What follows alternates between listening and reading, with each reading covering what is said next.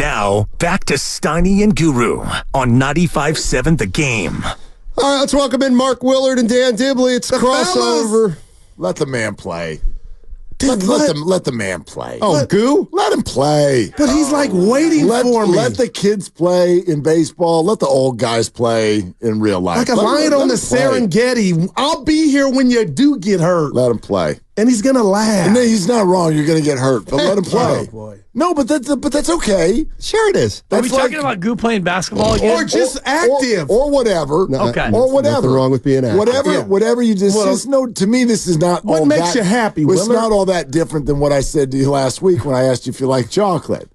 You like chocolate? Oh. Yeah. Why do you eat it? Why do I? Because it tastes good. But it's terrible for you. Okay. So short-term gain, long-term loss. How's hoops different? Right? There's a misunderstanding here. Possibly. If he enjoys it, he should do it. Yeah. And why not celebrate at 50? I haven't done it. It's about one facet, one fact. You will get hurt.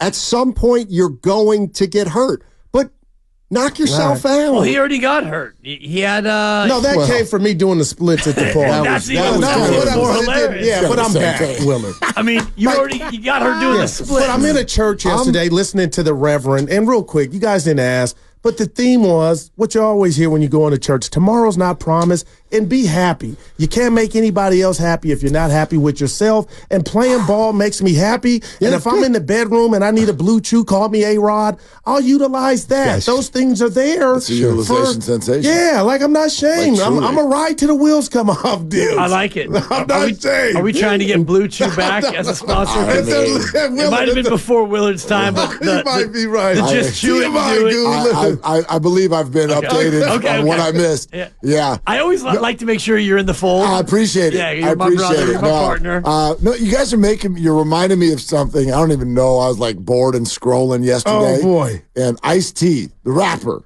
What do you got here? Law and Order. / actor, yeah. He tweets out this video, and all he writes above it is, could be one of the coldest, ice-cold facts of all time. I'm like, well, I better look at that video. I better watch it. And I watch it, and it's just a video of a dude driving in the rain, and the video is out the front windshield. So it's windshield wipers are going. And it's a guy just talking about your own death. And essentially what do you think happens at your funeral and then after that? And I love this. It's a lot of tears, right? It's a lot of emotion. But within about 3 days, your boss is looking for a replacement. Within about 5 days, your family is going back to work and school. Man. Within about 2 weeks, your ex-spouse laughs at something that's comedic that they see online or on TV. And the whole point that he's getting at is live for you. Wow. Because you about to be forgotten. Yeah. We all got a number. I can't wait. That is, I don't like that stuff, but it's real. You're about to be forgotten when you go. Yeah. Wow. The show goes on. I mean, it does. And who the hell in this room has not experienced that just in the last 6 to 12 months? And it's not to say the forgotten part. No, right? Yeah. Steiny, Never forgotten. Steiny, you remember your dad. I'm not saying that. I hear you. You know, but boy, as sure as the sun comes up, life goes on. So, that's some real, wow. Live for you. Yeah. Mm-hmm. Yeah, no doubt. I need a cocktail. Is that right? I need a shot. So that's what I get for scrolling on social media. I'm like, damn, Ice-T. I was having a good day until you came along with your damn video. Whew. Anyway, go ahead. What you got? Brandon Aiyuk? Oh, yeah, he's not getting traded, Dibs. Well, I mean. Probably not. Probably not, but the whole idea about how much he's going to get, and we need to wait and see what the guaranteed money, the true guarantee, not the fake guaranteed money, but the actual money that's 100% guaranteed of this latest deal that dropped today from Amon-Ra. Oh, so you're not buying the 7? That was No, that's guaranteed, but that's only guaranteed if he plays through the entirety of the contract. Once you get past your second year, then certain portions of the contract then become guaranteed. We had David Lombardi on yesterday. Excellent guest. Stanford grad, very smart. And he was talking about the differences between the actual guarantee and the true guarantee. The injury guarantee. In other words, like some of it is not, it's still funny money because they can, if you were to get, like even when, was it Tyreek Hill's, I think? Yeah. Tyreek Hill, you would read, he got 4 years and $120 million, so he makes $30 million a year. And 77 was guaranteed. And 77 was guaranteed, but 77 is not guaranteed because if Tyreek Hill gets into a bus accident tomorrow and his nothing promised. A piece of his leg comes off, then he's going to get an injury settlement. Okay, which is but what about is less than that? That 77 number or whatever. I got something for you and Dave. 72. But what about those numbers to the cap? Does that still stay the same? Who's Dave? You call me Dave? Lombardi. No. He looked right at me. Is it a Dave day? Did you know what I mean? Did you and Lombardi get into it? Did we get into it? Oh my gosh! No, what do you mean? Oh my God! What he said something. I turned on the radio yesterday, and you were adamant that if we lose Brandon Aiyuk, we are worse. That's how I feel. And Lombardi's saying you can lose Aiyuk, upgrade the offensive line, and maybe be better. Mark did counter that with his own follow-up. I did. Yeah, I did. Which he didn't give in. Yeah, Mark, I agree did. with you. I said, fine, you're better on the offensive line. Who's playing receiver? And he goes, well, yes, at that position. There'll be a rookie or Jawan Jennings. You would be lessened at that position. And it is my opinion that that's not a position where they can be lessened. Willard, I agree. I'm just messing around. But according to Lombardi, it's the worst position group. The right side of the O-line, yes. So, I mean, in theory, you beef up the offensive line. But you can do that but you can do that without trading Brandon Aiyuk. Yes. Well, but he was saying that maybe they think there's a guy.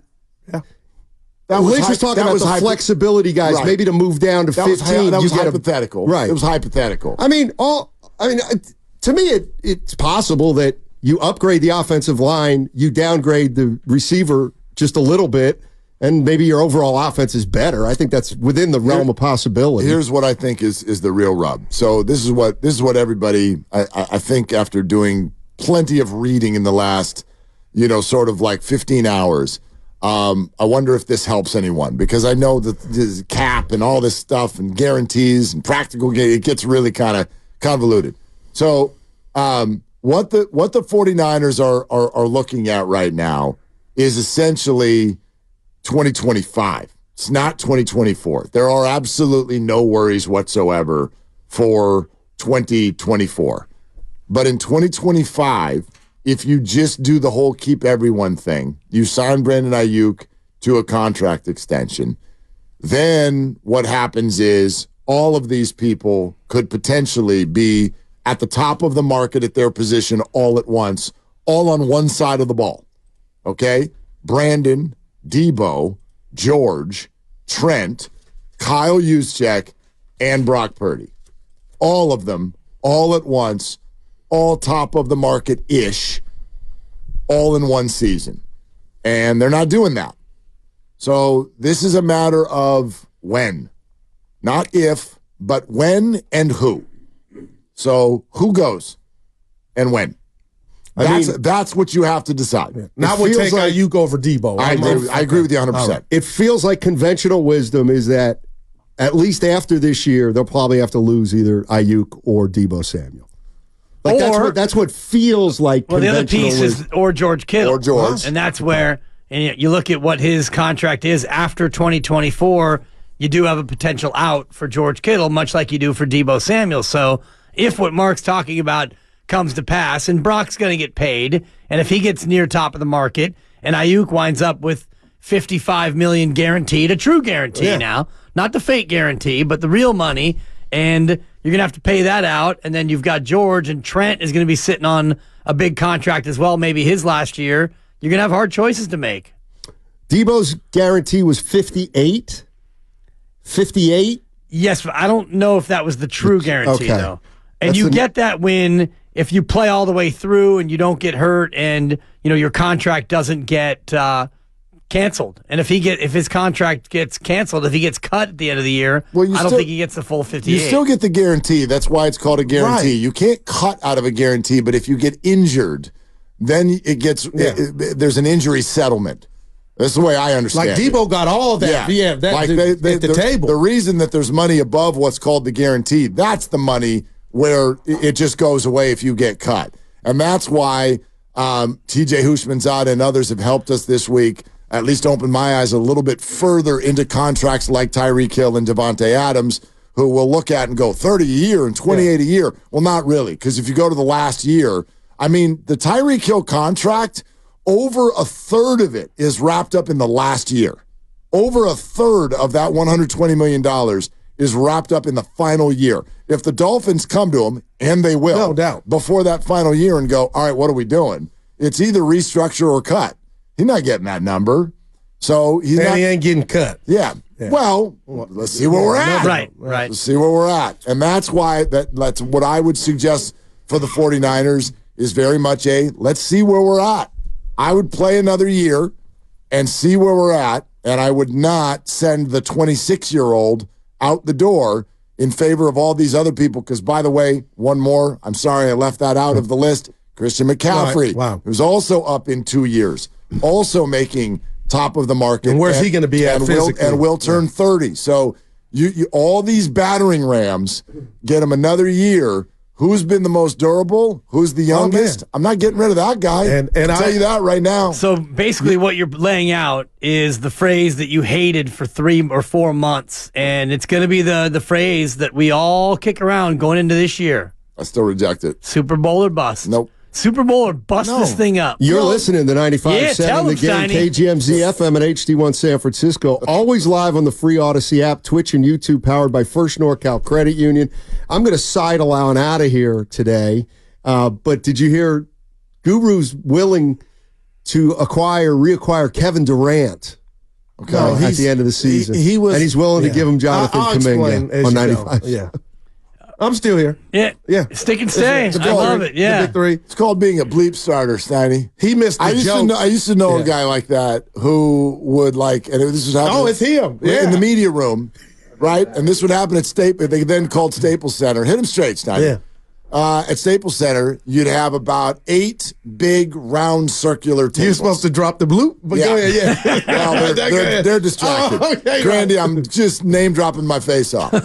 So you'd be sitting there at these big circular tables. Stu Lance would be there. Right. Michael Thompson, he'd coming in to talk about it. Sometimes players from other teams. Right? One time, Jesus Shuttlesworth was at one of the tables. Right. They was just sitting there at the big round tables. And there's a good buddy of mine. His name was Dennis. Rest in peace. He's no longer with us. But that was literally his stated goal. He would go to one of the tables. You just drop a controversial barbershop statement. There you go. That's him. Get everybody all riled up. And as soon as it would get hot, you would turn and look for Dennis and be like, I can't believe you. Hey, where'd Dennis go? And he just, gone. I met them. I worked with one. He's in the bathroom. He's at the food table. He did his part already. Total bleep starter. Yeah. I do think, though, I don't even know what you said about Kevin Durant, but it feels to me like Phoenix is going to have to do something to break that thing apart, and you're not getting rid of Booker. And I don't know if Bradley Beal has the teams coveting him like that, because I was telling Mark this, maybe it was yesterday or the day before, the Suns play hate ball. And Mark said, what's hate ball? And hate ball is, I hate you, so I'm not going to pass it to you. And Durant's just going and standing around like a bump on a pickle in the corner. And he's clapping and getting mad when he doesn't get it. But it's like, come on, Vogel, give me something. But Steiny's exercise was he just went down the list, because no series is over, of the guys that are down 0-2, and he's calling them fossils, and we're watching Anthony Edwards, as great as he is, talk the mess to KD. But I'm like, Steiny, Phoenix had no others. The Lakers are down. We'll talk about our bet 0-2 because the others aren't answering the bell. The Nuggets, their others are balling. Yeah. So I say that to say if there was a scenario to where Kevin Durant or a guy like him could be reunited with Steph Curry with the Warriors, who we already know, Joe Lacob picked up the phone to see the availability of one LeBron James. Would he not do that for Kevin Durant? So that's where we went, because I think there's a foul odor in Phoenix. Oh, for sure. And this would be Durant's second Big Three failure, if you allow me to say that. And could the Warriors benefit from something happening that we didn't see on the aisle of trying to get back to relevancy? Because a situation soured or got ugly. And I'm looking at Phoenix. They're only down 0-2, but I'm like, that just doesn't look right. I mean, we can and we will continue to sort of like speculate about where those situations will come. And most likely each one that we talk about will not come to pass. However, where you're spot on, Goo, is that's what the Warriors are waiting for. Okay. Wow. And so we talked about this yesterday. I sort of switched what my thought process is about what the Warriors are doing this offseason, and I'm preparing myself for it to be a little bit more boring than we all think. Because what I think they're actually doing is they're going to start the waiting game. They have achieved this, started with the Jordan Poole trade. They have achieved flexibility. They don't have any horrible, they have some bad, but no horrible long-term contracts. I know some people are screaming about Draymond or Wiggins right now, but they're not out of control, and they're not for 5 years, that kind of thing. What the Warriors will now do, I think, is they will continue to keep their flexibility, keep their assets in place, and be ready to pounce hard whenever that guy, whoever he is, becomes available, a la Lakers and Anthony Davis.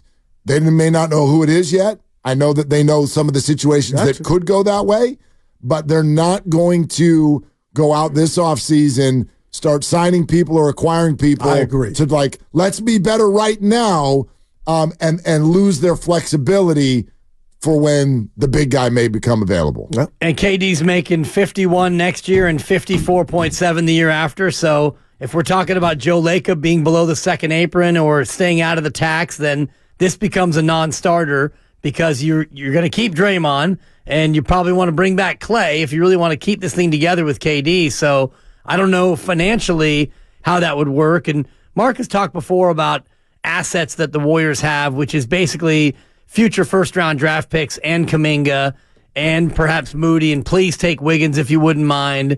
And, if that's all enough to get Kevin Durant, then you're looking to shoot your shot and you're going to be over the second apron again, which means your 2030 first-round pick can no longer be traded if you continue to be above the second apron. So Mark's right, I think, in his approach, and the Warriors are doing the same thing. They're scoreboard watching, but they're doing it for a different reason now, and they're kind of rooting against Minnesota, and you're rooting against Milwaukee, and you're rooting against Phoenix, rooting against everybody. You're rooting for the young teams that won't break it apart. Well, yes, like OKC, they're not going to do anything. Yeah. You're not rooting against, Boston. Sure. And, you're not rooting against Denver because Denver's not doing anything. But I don't know if Durant is the old guy you want. Like, I do think there's. I'm out on Durant. Right. But the synergy him and Steph made was, it's like, it would really get tested I'm now that they're older. But there was going something channel there. 247 on you, DirecTV. Yeah, well, I the should know History this. Channel. Oh, I thought True TV. I made that up. Yeah, no. okay. I think 249 it's True TV. is Golf or Channel. TBS, yeah. Whatever the channel is, it's History Channel. And I think that KD has become, he's like Steph. He's diminishing. He's declining.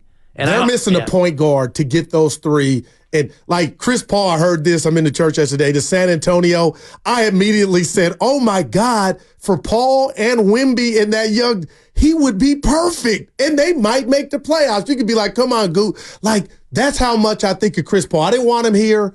I knew what he was, Willard, and it was never he wasn't ready. I just thought he didn't fit and he was older. But if San Antonio got a point guard is a must if you want to get everybody involved. But see, this is the circumstance thing that I think we always talk about, and there's no way to know. In other words, did Chris Paul look really good with the Warriors because he was being asked to do so much less?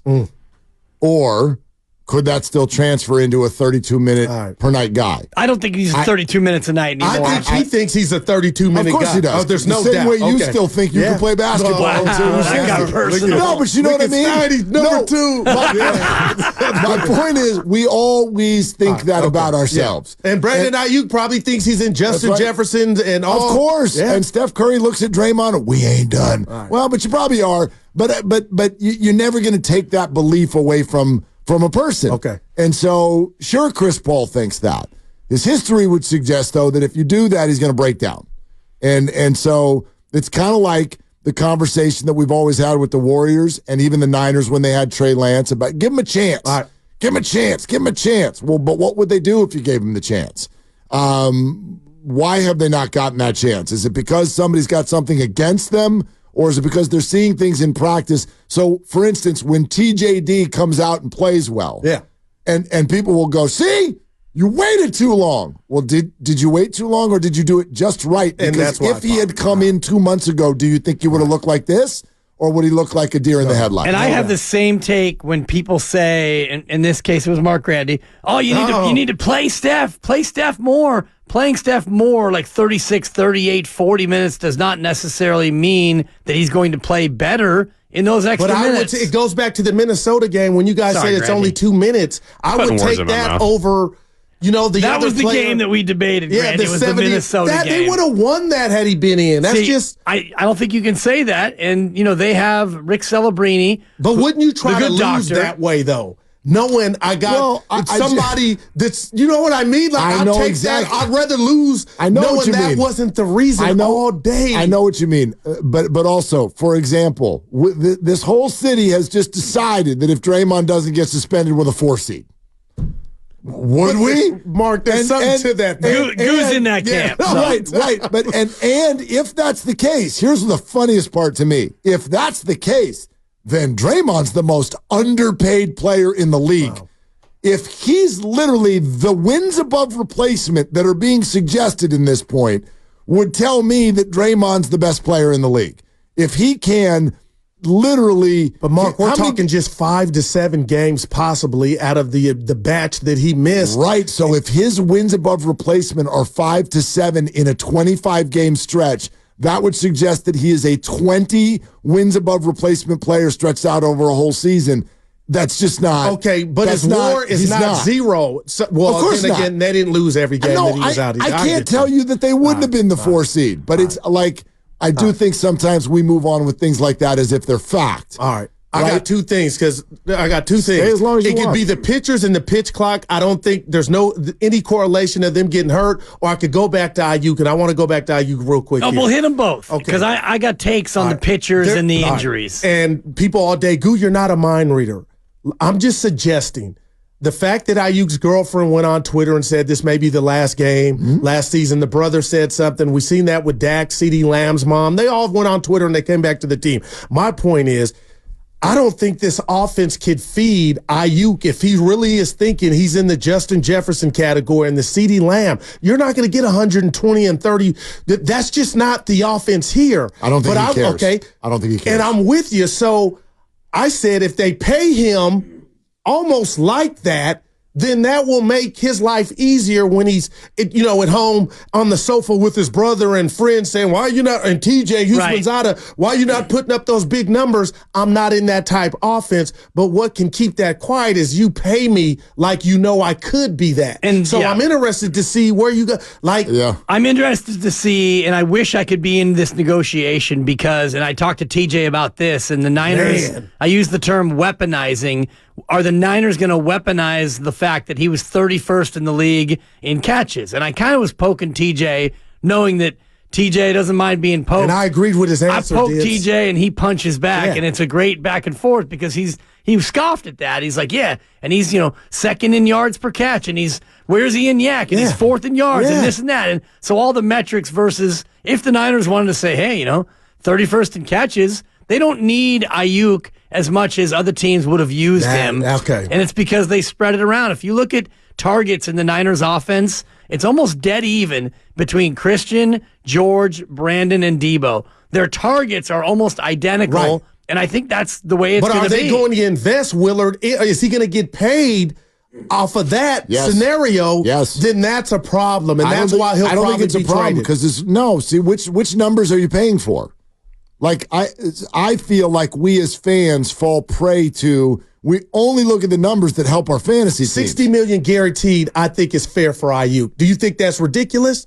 I don't think that's ridiculous, no. Right. No. And do you think that's what it'll be? I think he thinks that's ridiculous, and that's the problem. Okay. All right. Well, we're talking about guaranteed at signing or like the full guaranteed. The guaranteed at signing. Yeah, that's if he gets 60, that would be the record. More than Debo. Well, I think Debo's guaranteed at signing is in the 40s. Right now, the record. Amon-Ra just got over 70 he just today. got 70 today. But we don't know what the actual guarantee No, we is. don't. where But that's you're- all. yeah. But that's like I got like you. let's go with Yeah. what we know. Sure. Let's go with 70 today. Sure. He got, and Debo got like 53 or 58, 54. 50, more than that. Yeah. And I think if Aiyuk wants to reset the market, and that's what we heard from T.J.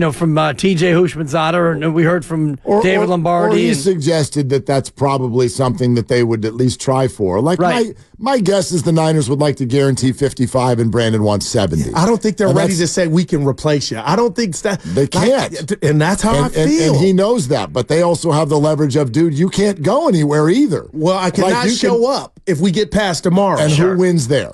Right.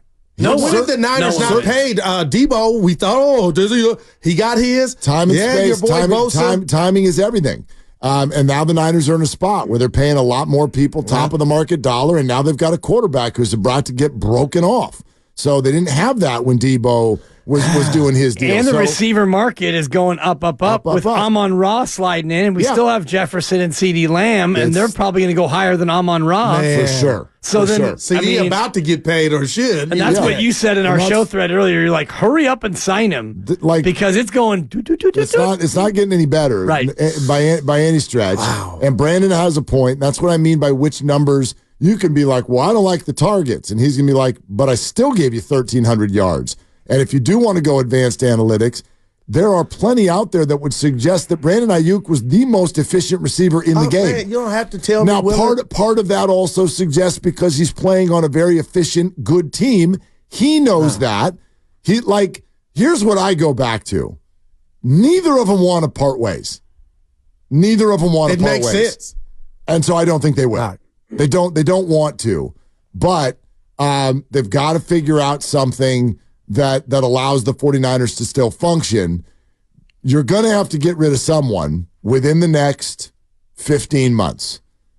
I pick not Brandon. I'm with That's you. just me. I'm right behind you. But, a tough choice is going to have to get But made. I don't expect him traded tomorrow. I just don't. I don't either. Well, I think if they get an offer that is sweet and one that they can't refuse, then maybe. If there's a receiver, and Mike Silver had a great article in the Chronicle, I think it was yesterday, he listed about 6 or 7 receivers who likely will be there at the top of the second round. Huh? So if you can keep your 31st pick, if you can wind up with a high second round pick and a future third, it might be tempting to go ahead and make that move and draft a receiver. Because you got to give him credit for finding Aiyuk. I'm like, Brandon, who? I wasn't aware, Willard. I was like, Right? I know you packed 10, packed 12. yeah, I was yeah. like, who? He's good. And No, I he was love a him. baller. He's Route love him. running second to none. It is a deep wide receiver draft, and you don't have to look at just the top 3 that are going in the top 10, but all the way through. We think.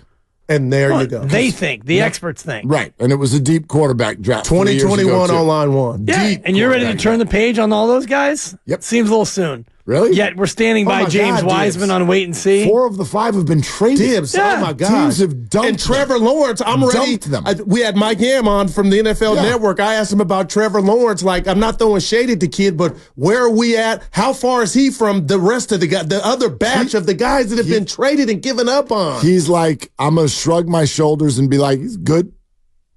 Trevor Lawrence is good. I don't know what that necessarily gets you in the NFL.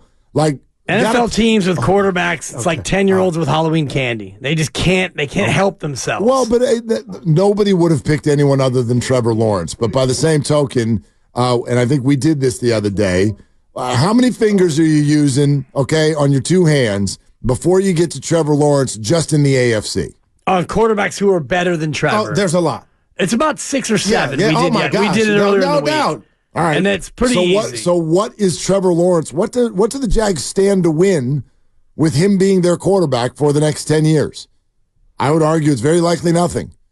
Now, you can't just He move had that on from comeback him. win in the playoffs, Yeah, man. yeah. But, I mean, do we really see a world where Lawrence navigates Right, I hear you. Allen, Burrow, Mahomes, Lamar, C.J. Stroud on the come, and I'm leaving a couple more names off. Herbert, for sure, you Do we left out. really yeah. see him navigating that? And if you don't, what do? And so he's probably, you'll love this, Goo.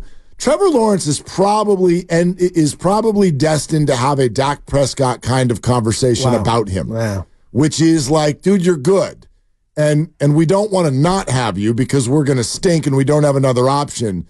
But we're also like, we're just going to sit here and kind of after we paid you like you were great. We're just going to make the playoffs most of the time, and then we'll go away, and we'll do this again next year. I'll say this, random. Trey Lance is the one guy in that group that I can make an argument on a whiteboard that really, if you look at the game started, we've seen you not look good, but you haven't failed like the others. For sure. So I don't know whatever's going to pop off in Dallas. I'm looking at Trey Lance like, we didn't see it. We saw it's still the first half to me. Like Fields, I lost that one. I was like, oh, you got all the other guys got umpteen starts, but Trey Lance, He got 4? 5, I think. I could be wrong. 5? I thought he started 4 games. Yeah, I didn't one think he got hurt. 5, but yeah, well, there was the one he got hurt, and then the Bears game. Yeah, and the then Texans. The previous year was Arizona and Houston, right? You're right. Yeah.